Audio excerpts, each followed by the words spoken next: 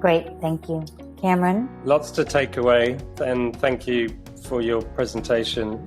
It was really interesting, and it sort of just confirms or helps to really understand that there's always a story I'm telling myself going on, and I have this self-relationship, and I'm treating myself in a certain way. The paperclip example was really highlighted that, and it's always really valuable, I think, to check in with that. But the main personal takeaway was the just again remembering in a group situation how many waves are happening, and that those waves are complex. And everyone has their complexity, and when we bring that in a social situation, there's often it can get quite binary and self-indulgent, and it's always really helpful to look at that collective emotional experience.